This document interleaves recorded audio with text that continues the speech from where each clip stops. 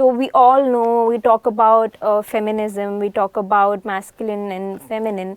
How do you believe that balancing masculine and feminine in our own self is important to have better relationships, not just with our spouses, but with friends, family, everyone? How is it important? Is it important at all? Yeah, so first of all, we must understand that when we talk about masculine Correct. and feminine, these are energies. Correct. This is not related to a gender, right? Because most of the times when we see masculine, we talk about males. No. Correct. So both these energies are present everywhere. Purusha and Prakriti, they are present everywhere. Whatever is created is carrying the nucleus of both these energies, and out of which everything has grown. When somebody is in a male body, maybe they have a masculine dominant in them, but there is a feminine element in them as well. So masculine energy means the energy which is of focus, which is of moving forward, which is at the forefront, which is more giving in nature. And then the feminine element, which is more receiving in nature, which is all around. If that is focused, it is all around, which is flexible in nature. Yes. Right? And it is constantly moving, unlike the masculine, which is stands still in nature. So these aspects are present in all of us. And the reason that we feel that the other person is not listening to me or not up to me, because somewhere they are reflecting the disconnection with our own opposite self, our polar self. So for example, I'm more masculine dominated. Somewhere I'm not able to make peace with my partner because there is not enough peace with my own feminine self. There is a rejection of that feminine self. So which is why before you mend your relationship with your partner, you have to mend your relationship with your polar. Correct. The moment and that is your inner mate. Correct. So for a female who is feminine dominated, she has to mend relationship with the masculine self in her. That's why we say we are complete. We don't need somebody else to complete ourselves. Absolutely. And that's how we bring the balance. Because there is a toxic side to both. Correct. When we do it in extremes, we are extremely masculine, extremely feminine, we get into cults, and they are into extremely strict, that can't work. If you are completely hard rock, it is equivalent to, a branch which is completely hard. And when the wind will blow, it will fall down. Only the soft and supple is going to prevail. So it has to have a mixture of both, and that is where the balance is. And when we say that it has to be brought to life, that means we are open to all the approaches of life. Maybe my approach is something different, but others' approach could be different also. I'll give you a very, small example that comes to my mind when I see in our relationship. So the way I behave to something is different than how she behaves or how, she looks at something. So I'm not a very phone friendly person. I'm not good in engaging in conversations. I can listen to somebody and I can, give a few words. That's how it is. Shubhangi is very good with that. She's amazing when it comes to, interacting and staying with person, and she's very alive. I am completely, few words I will have. So when it comes to having conversations on phone, I will be very straight. Okay, this much and then done. But she can engage with somebody so beautifully that the person feels, I think I'm all done and I'm all sorted. So one fine day I was noticing her and we were doing something very important and a phone call came and she was with that person. And I said that why did you waste so much of time? I literally said that you wasted so much of time. But when I sit back with myself and I realize that it's her way of looking at things, Absolutely. And that very moment, I think that complaint that I carried, it completely moved away. I realized that it has its own beauty, that perspective. Maybe it is not my perspective, but that perspective, and it is there in this existence, it has its own beauty. Correct. And I think it goes with all other perspectives that we don't agree to. That there could be two things in one, one Yeah. home, there can be two energies. Wow. Very beautiful. Would you like to add something, Shubhangi? Yes, same. Because in our society, so there's this belief, like, that male has to be more masculine. They don't accept the feminine part of it, and same goes with the female also. So the society, pulls you back when you become more feminine into it.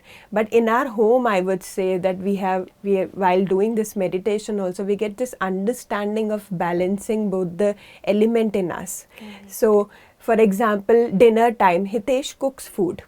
So being a male in the house cooking food, like they have this thing, oh, cooking is for female.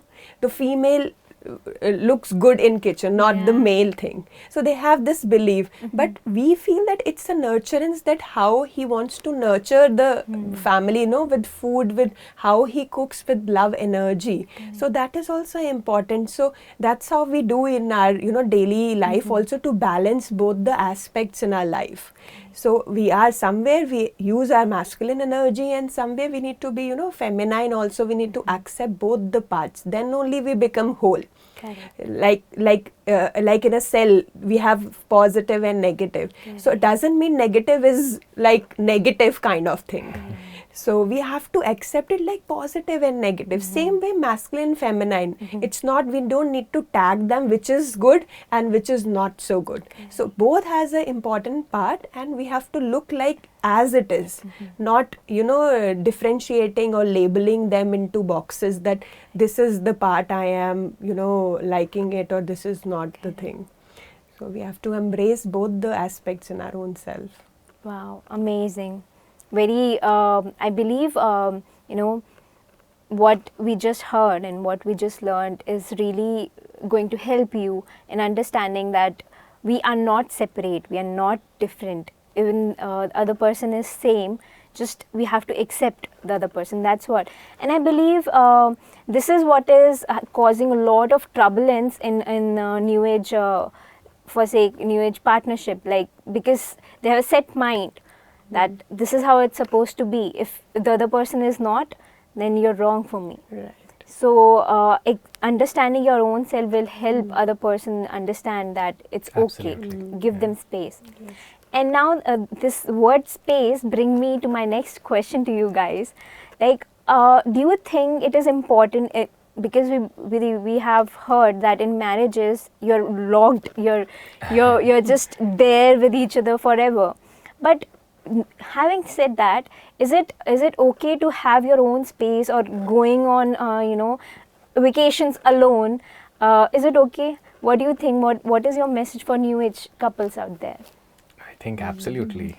Yes, absolutely. Everybody needs their space, You can't hold to each other. When you are holding, it's not then love. It's not the space that you are giving. Because it's like an attachment to it then. Because you are attached to that person. So how do you feel when one person is 24/7 on you? You will feel, I need my space. You need some space to rejuvenate, to unclutter yourself, to get the clarity in your mind. So everybody needs space, whether you are in a relationship of spouse and wife, or in normal life also, daughter and mother, son and father. Everybody needs space in relationship, because that's our core. Because somebody bind us, we don't feel freedom into, we can't breathe into it. So I think it is essential for each one of us to have that space where you can unclutter yourself, you can just be there.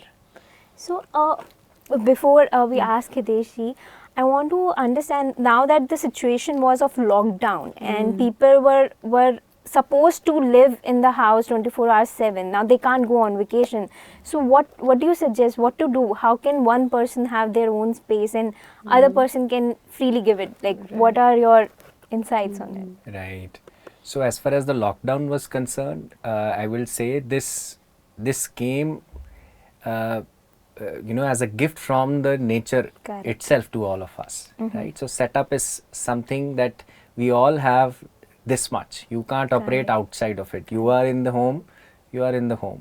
So knowing that this is your area that you can operate, the question is, how can I still use it for my upbringing? You know, how Correct. can I still use it for my betterment? And in those moments when we are at home, when we are, you know, inside the walls with our partners, don't focus at that, oh, I will be bogged down by a conflict. Correct. Focus on that how much growth you can have by being with the partner.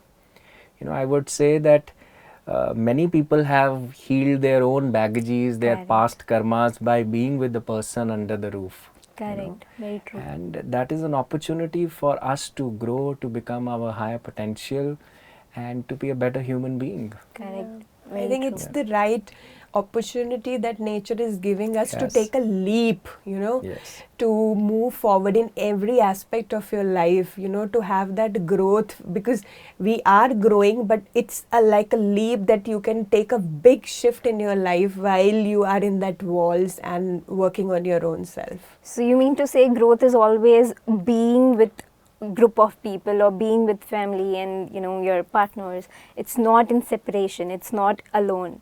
The more you are with family, you're more with your group members, you'll grow Yes. faster. That's See, if you are born in a family, there's a reason behind correct. that. Right? If you were not in a family, then probably you will not be here. You will be on Himalayas. Correct. You know, you will sit there only. But our real understanding comes, our real growth happens when we interact with someone. Correct. When, you know, we see through our own perspective, somebody comes from their own perspectives, and we usually busy in win and lose Correct. situations. There can be a win-win. So that's where one has to open. Wow, amazing, amazing. You know, I personally want to know about this. Do you guys fight? We don't have very serious conflicts, but yes, we have disagreements.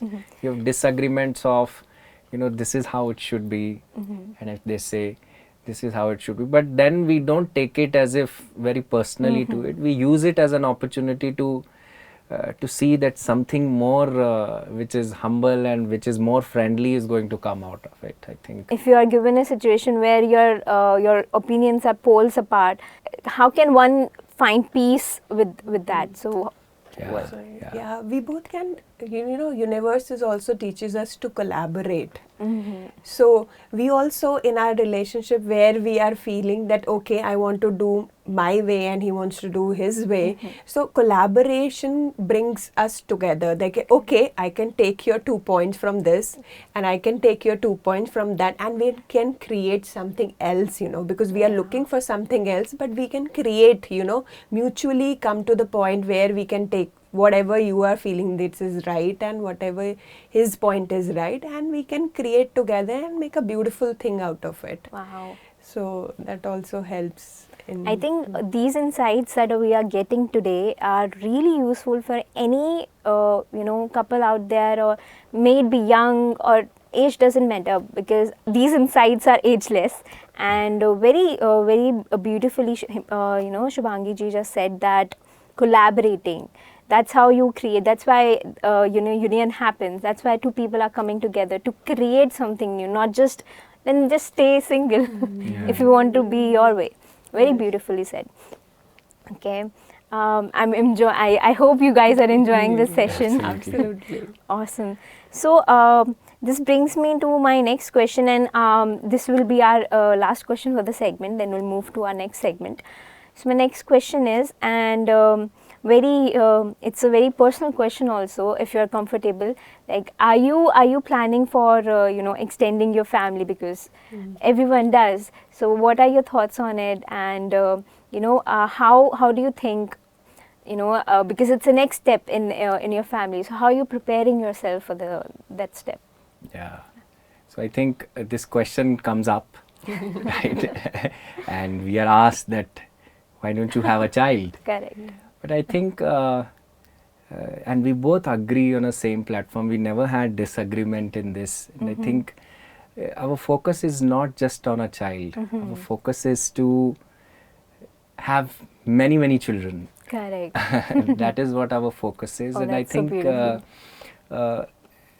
birth and nurturance is not just related to the child. Correct. You can birth and nurture a book. You can birth and nurture your wisdom. You can birth and nurture the awakening in others. It is one and the same. It is churning the same energy. Correct. So motherhood and fatherhood is not that is related to being the tag of a mother and a father. Correct. It is absolutely in there. You know, and neither of us are averse to children. We are Love children children. people. We love children, and I think Shubhangi is somebody whom I have never seen. I see children, kids, those who don't talk to anyone, those who are crying babies, they will come here and settle down so well with her.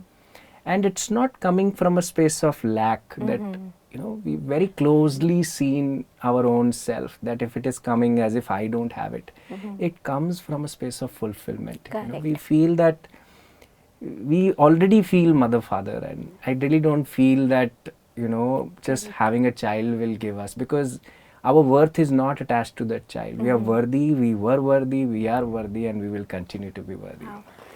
How do you break, you know, the how system of family is always expecting married couple to have family? So how do you handle it, or what answer do you would like to give?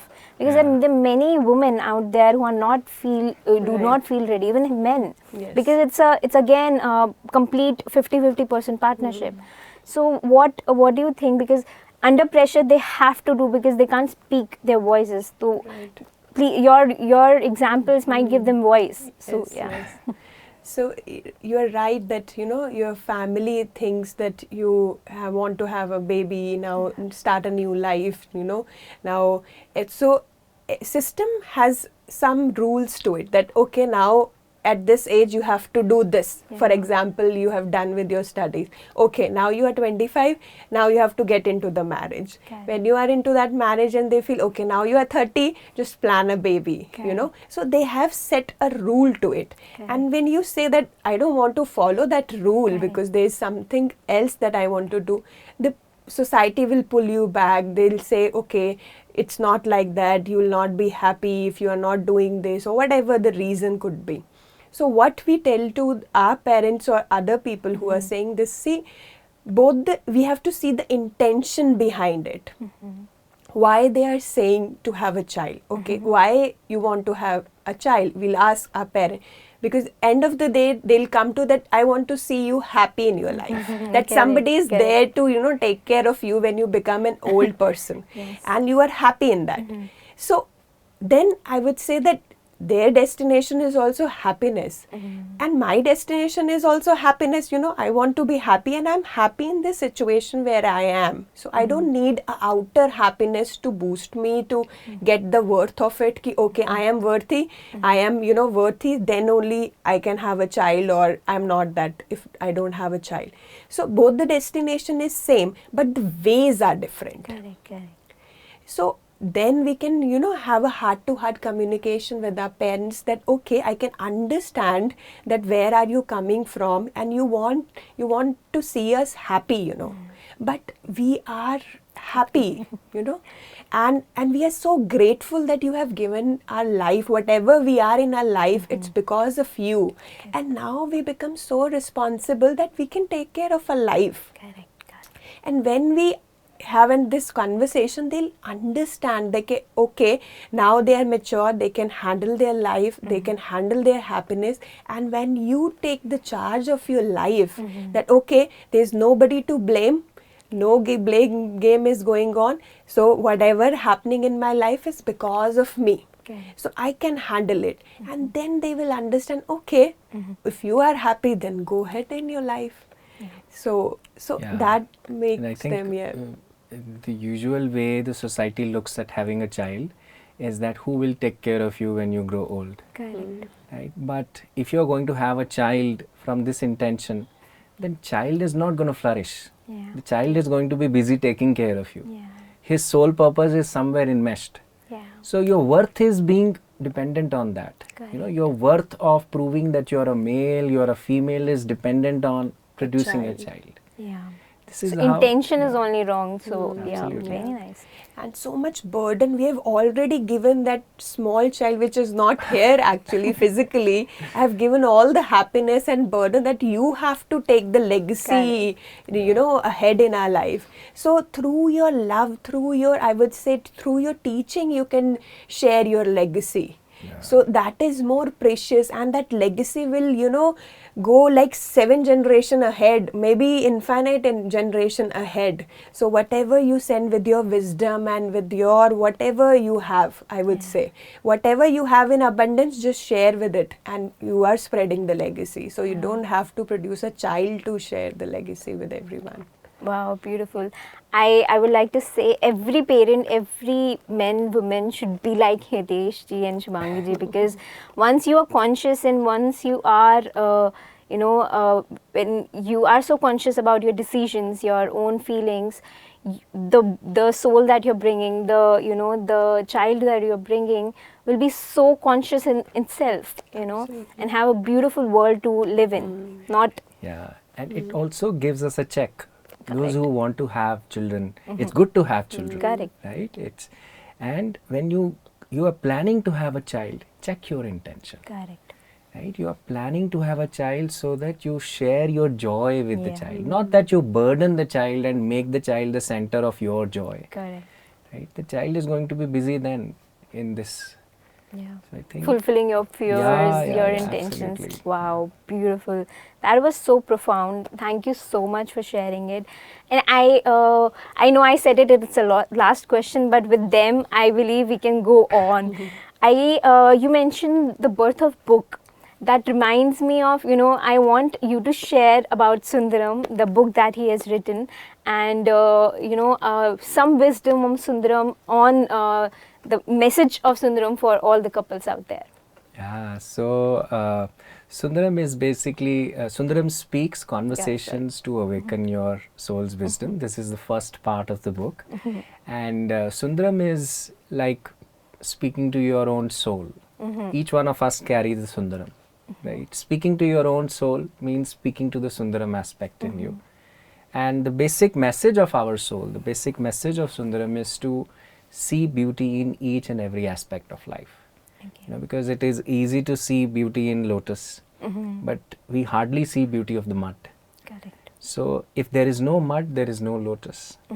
Right? If you don't have the struggle, you would not see how to quench that struggle. If you don't have that gap, you would never take a step to bridge that gap. So I think it speaks about that duality that we have also has a purpose for us to, experience that oneness. And I think that's what the message of Sundaram is, that most of the times as spiritual beings we take physical world as a separate entity and we want to be just airy, up around. But it has to be lived here. Our wisdom has to be lived here, which is why we are here. So this has beauty too. Our miseries, our adversaries, our illness, our pain, our struggle with bosses, everything has beauty. It's just that you have to learn to sit with it, and you will definitely be unraveling the meaning behind that then. Wow.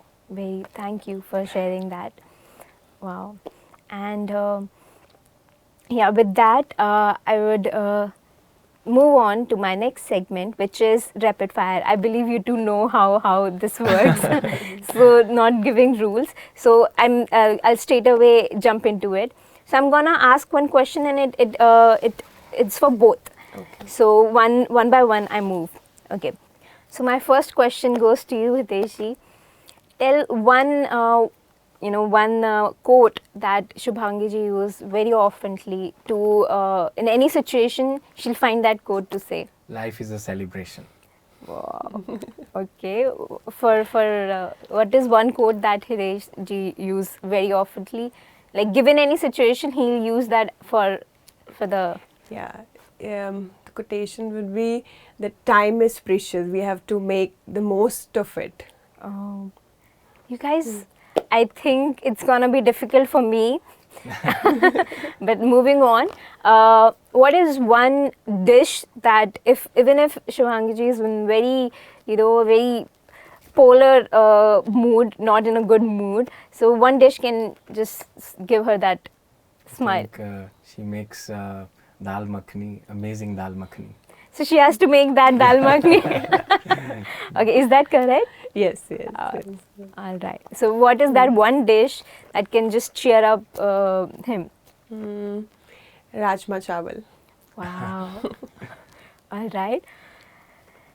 I'm taking a deep breath. My next question, how to make it more tougher for you guys, because I want a winner. Okay.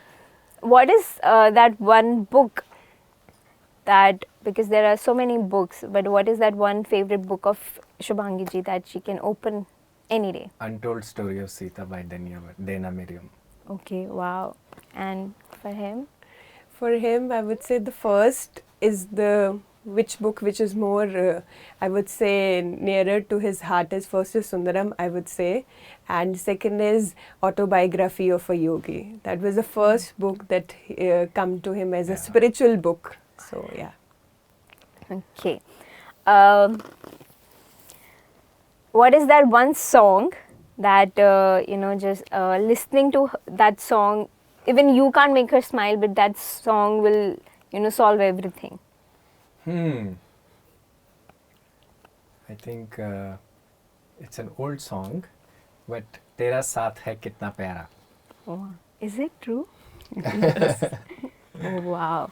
You guys know how many, also I want to know how many years it has been of your togetherness?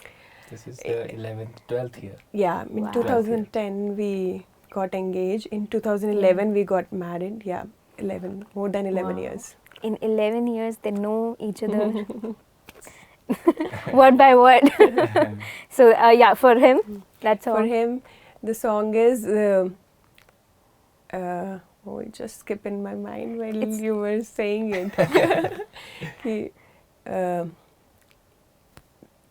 Tera Saath. The time. I know. It just skipped it while you were sharing. I was so sorry. There are many songs, but one song that I was in my head, I was just, singing that, and I just skipped it from my mind. Let's just give this point to Hitesh. Yeah. Okay. I'm happy. All right. Okay. Now, just last question. That one situation given to both of you and how she'll respond to it, I want to ask you. So, if given a situation that either you can just go on a trip with Hitesh or some beach or mountains, and or a given situation that you can go to same trip alone. So what is that? What will she choose? And So definitely she will love the first option, but I would say since the second option is going to be the first, and most of the time she said she wants to go for a solo trip, I think that would work this time. so she'll choose to go alone, like on a solo trip, solo experience. Yes. Okay. And what do you think he'll do? Yeah, he'll choose the first option. And he'll go to, and the favorite places in nature. He loves mountain and just be in the nature. So he'll definitely, I would say, he'll go with the first option. Wow. You guys, that's amazing that knowing each other so effortlessly that you don't have to see each other face, give me some some trick to respond. That's beautiful, and I really cherish your bond, and I hope your conversation with you two have played some important role, or their insights would have helped you as well. So thank you, Shubhangi ji, thank you, Hitesh ji, for being here, for sharing your wisdom and with open heart and with so much effortlessness. So thank you so much Thank for you. being Thank here. you, Thank you, Nandini, Thank you for us having us. and thank you PMC English for giving us this opportunity. Thank you. Yes, thank you.